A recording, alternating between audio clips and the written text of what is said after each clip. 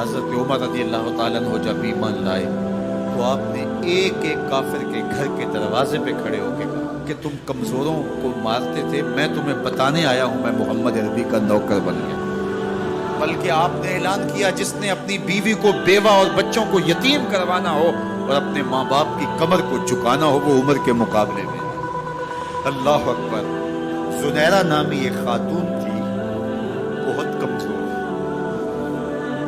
راوی کہتا ہے کہ اس کی ہڈیوں میں گودا نہیں تھا، عشق رسول تھا، اور اس کا ظالم آقا اس کو مارتا ہے، اور جب مار مار کے تھک جاتا ہے ادھر سے عمر آ رہے ہیں، یہ اسلام لانے کی پہلے کی کہانی، ادھر سے عمر آ رہے ہیں تو اس نے کہا عمر تم جوان آدمی ہو تو یہ چھوڑتی نہیں ہے اپنے نبی کا نام، ذرا تم آؤ۔ عمر کوڑا پکڑ لیتے اسے مارتے مارتے تھک جاتے ہیں تو پانی پینے لگتے ہیں، تو کہتے ہیں مجھے تیرے پہ ترس نہیں آیا لیکن میں ذرا پانی پینے لگا، اور پھر گلے کے اندر ڈال کر کے کوڑا اور اس کی رسی کو پل دیتے اور اس کی آنکھیں باہر نکل آتی اور کہتے ہیں بلا اپنے نبی کو جو تیری آنکھوں کی بینائی واپس کرے۔ اللہ اکبر۔ اس نے آسمان کی طرف منہ کر کے کہا مالک میں کبھی بھی آنکھوں کی بینائی نہ مانگتی لیکن اب تیرے نبی کی عزت کا سوال ہے۔ آنکھوں کی بینائی واپس ہو جاتی ہے۔ زنیرہ کو بڑا مارا، آج عمر گلیوں میں آنکھوں میں آنسو ہیں اور عجیب دلے بے تاب ہے، اور کہتے ہیں آؤ بھئی میں حضور کا غلام بن گیا ہوں، تمہیں بتانے آیا ہوں۔ زنیرہ نے موڑ کاٹا تو آگے عمر یہ آواز دے رہے تھے۔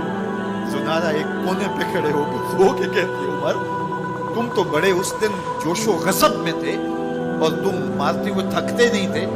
تو عمر نے کہا زنیرہ اس دن میں نے دیکھا نہیں تھا، اب میں محمد عربی کو دیکھ آیا ہوں۔ جنہ ویکھیا نہیں ہو کرن گلا، جنہ ویکھیا نہیں ہو کرن گلا، جنہ ویکھیا ہو تے بول دے، جڑے محرم راز حقیقت دے اور راز حقیقت کھول دے۔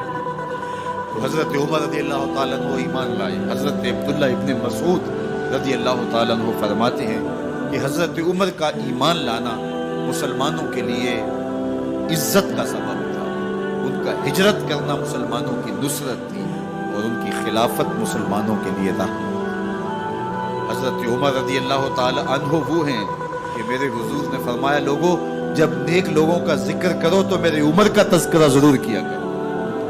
میرا عمر وہ ہے کہ جب وہ ایک سمت سے آ رہا ہو، ایک گلی اور بازار سے آ رہا ہو تو شیطان بھی آ رہا ہو عمر کو دیکھ کے راستہ تبدیل کر دے۔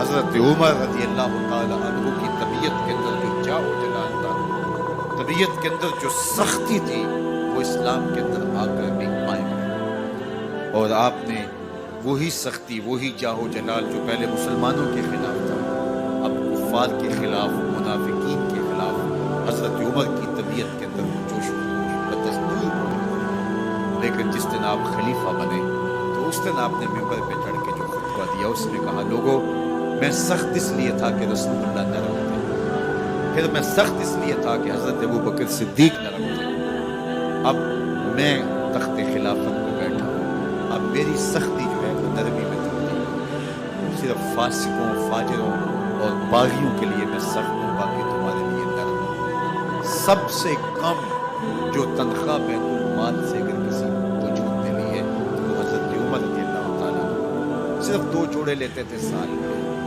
اور راوی کہتا ہے کہ میں نے دیکھا ہے کہ اس میں بھی 17 پیبند لگے ہوتے تھے۔ حضرت عمر رضی اللہ تعالیٰ عنہ کا طرز زندگی، آپ کا انداز معاشرت اور آپ کا انداز خلافت، ہر لمحہ آپ کی زندگی کا اٹھا کے دیکھیے کتنی مرتبہ قرآن حضرت عمر کی رائے کے مطابق نازل۔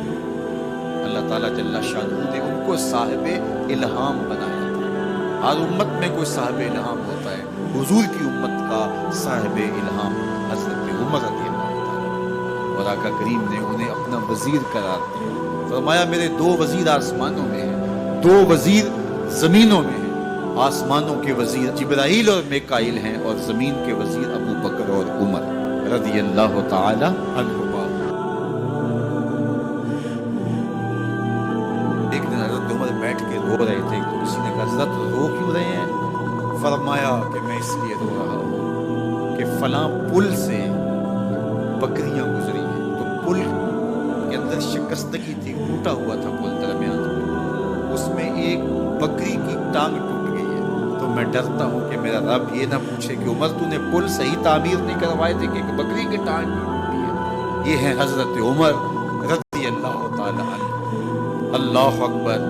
تو اللہ تعالیٰ جل شانہ نے حضرت سیدنا عمر بن خطاب رضی اللہ تعالیٰ عنہ سے جو کام لیا, مختصر دور خلافت کے اندر 10 سال 6 ماہ 4 دن آپ نے خلافت فرمائی, لیکن کہاں سے چلے اور یہاں مکران تک, بلوچستان کا حصہ ہے, یہاں تک آپ کے سلطنت کی حدود وسیع. ادھر آرمینیا تک جا پہنچے, حمص فتح کیا, قادسیہ, یرموک. آپ ذرا دیکھیے کہ کہاں تک آپ کی فوجوں کے گھوڑے دوڑتے رہے, اور اللہ تعالیٰ جل شانہ نے ان کو جو توانائی, عدل و انصاف کی قوت عطا فرمائی. اللہ اکبر. جب زمین پہ عدل کیا ہو تو زمین بھی حکم مانتی ہے, اور حضرت عمر وہ تھے جن کا حکم ہوائیں بھی مانتی تھی, زمین بھی مانتی تھی, جن کا حکم جو ہے وہ آگ بھی تسلیم کرتی تھی اور دریا بھی ان کا حکم مانا کرتی تھی. مصر کے اندر یہ رسمیں بد جاری تھی کہ سال کے بعد ایک دوشیزہ کو زیورات پہنا کے اچھے لباس میں ملبوس کر کے دریا کی بھیڑ چڑھایا جاتا, اس کی قربانی دی جاتی, اس کا خون بہتا تو دریا چلتا. جب مسلمانوں نے مصر فتح کیا تو گورنر نے لکھا کہ اسلام تو اس طرح کی رسوم کی اجازت نہیں دیتا, لیکن خشک سالی ہے, لوگوں کی فصلیں ویران پڑی ہیں, تو حضرت کیا کیا جائے. تو حضرت عمر رضی اللہ تعالیٰ عنہ کاغذ کے ٹکڑے پہ لکھتے ہیں بسم اللہ الرحمن الرحیم. مصر کے نیل کی جانب عمر کا خط لکھتے ہیں, اے نیل اگر تو اللہ کے حکم سے چلا کرتا ہے تو چل, ورنہ ہمیں تیرے چلنے کی کوئی حاجت نہیں. اور قاصد کو کہا یہ خط لے جاؤ اور جا کے دریائے نیل میں پھینک دو. قاصد جا کے خط دریائے نیل میں پھینک دیتا ہے, پانی آتا ہے, ایسا دریائے نیل چلا 14 صدیاں ہوئی ہیں آج تک کبھی بند ہی نہیں ہوا. دریا حکم مانتے, آگ نکلتی ہے. لوگ حضرت عمر رضی اللہ تعالی عنہ کے پاس آئے, حضرت لاوا پھوٹا ہے, آگ نکل رہی ہے اور مدینے کی طرف بڑھ رہی ہے, اب کیا کیا جائے. فائر بریگیڈ تو زمانے میں تھی نہیں. عمر نے اپنی قمیض اتاری, جس قمیض پہ 17 پیوند لگے ہوئے تھے چمڑے کے, کہا یہ قمیض لے جاؤ, جدھر آگ بڑھ رہی ہے آگے ڈھالنا, آگ پیچھے بھاگ جائے. زلزلہ آتا ہے تو زمین پہ درہ مارتے ہیں, زمین رک جا, کیا عمر نے تیری چھاتی پہ عدل نہیں کیا. تو یہ عمر ہیں رضی اللہ تعالی عنہ کہ جن کے انصاف کی وجہ سے, جن کے عدل کی وجہ سے اللہ تعالیٰ کی رحمات, اس کی برکات کا نزول ہوتا تھا, اور اللہ تعالیٰ نے مسلمانوں کو وہ آبرو مند حکومت دی. کائنات کی تاریخ کے اندر ایسی حکومت آپ نے نہیں دیکھی ہوگی جو حضرت عمر نے حکومت کی ہے. اللہ اکبر. فرمایا فرات کے کنارے پہ ایک کتا بھی پیاسا مر گیا تو اس کا حساب بھی عمر سے.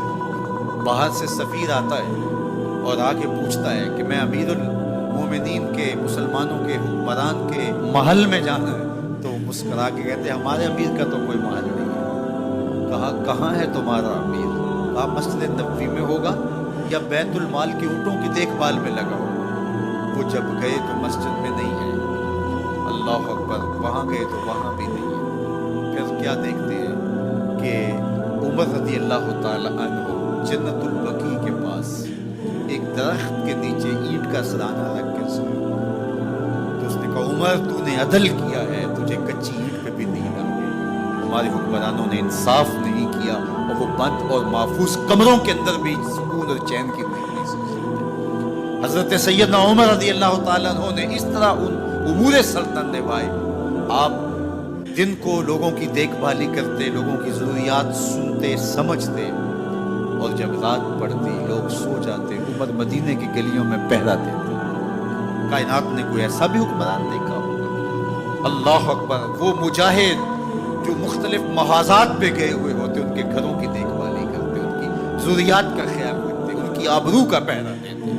راتوں کی تنہائیوں کے اندر حضرت عمر اٹھتے اور جا کے گشت کرتے, چکر لگاتے, دیکھتے کوئی آنکھ پر نم نہ ہو, مفلسی کا کسی گھر میں ماتم